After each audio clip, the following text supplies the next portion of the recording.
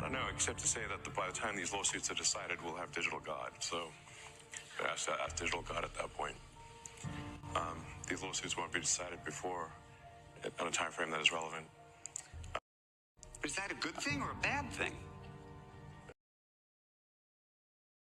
I think we live, there's that, I don't know if it's actually a real Chinese saying or not, but may you live in interesting times. Right. It's apparently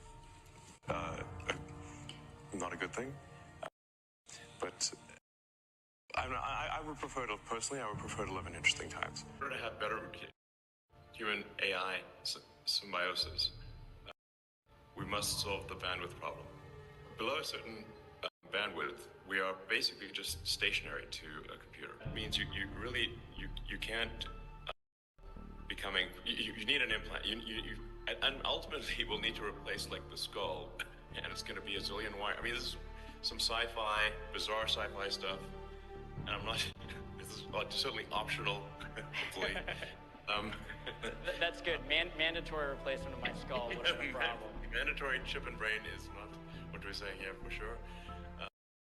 But at a certain point, you say like, okay, in order, how many electrodes are needed in order to interface with have a whole brain interface? I think the irony is that we told stories of God creating us, and I think the reality is that we are creating God. What do you mean by that? We are creating God in the form of superintelligence. If you just say, what have we imagined God to be? What are its characteristics? We are building God in the form of technology. It will have the same characteristics.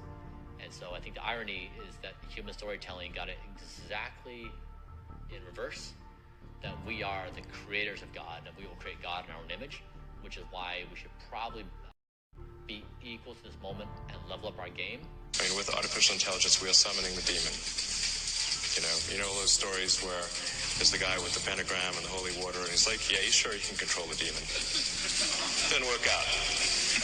Has ever gotten a supercomputer to train. And is that in that new building off to the side? That's in Memphis, actually. It's in Memphis? Yeah. Oh, so that's where you were? Yeah. I see. Memphis, okay. the capital of ancient Egypt. Right. Yeah, you're bringing what? Perhaps that's where our new God will come from. Yeah, no kidding. No kidding. A lot of breakthroughs on the medical front, particularly around synthetic mRNA. You can basically do anything with synthetic RNA, DNA. It's like a computer program. So, I think with enough, with effort, that's not too crazy. You could probably stop aging, reverse it if you want. You can basically do it. You can turn someone into a freaking butterfly if you want with the right DNA sequence. Revelation 13:16 says the second beast, which is the false prophet, forced all people, great and small, rich and poor, free and slave, to receive a mark on their right hands or on their foreheads, so that they could not buy or sell unless they had the mark, which is the name of the beast or the number of its name. Those that take the mark, that will be your final decision. Because there is no chance of salvation after you receive the mark. There is no chance of heaven. There is no chance of Jesus, of forgiveness. Why?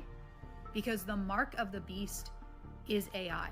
The mark of the beast is demonic Nephilim technology, and it will turn you into a hybrid.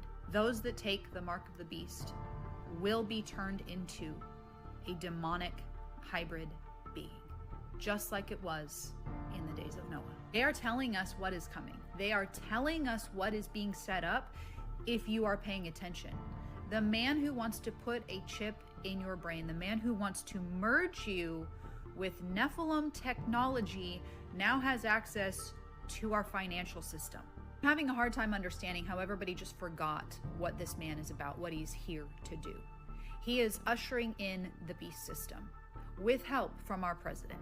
We are in the period of time that Jesus was referring to when he said, do not be deceived. And I pray that everybody opens their eyes to what is happening right in front of them. And to anyone who says that God is using these two men, I absolutely wholeheartedly agree, because God uses everyone and everything, including those that do not serve him, to fulfill written prophecy. And he is using these two men to fulfill what is written in the book of Revelation.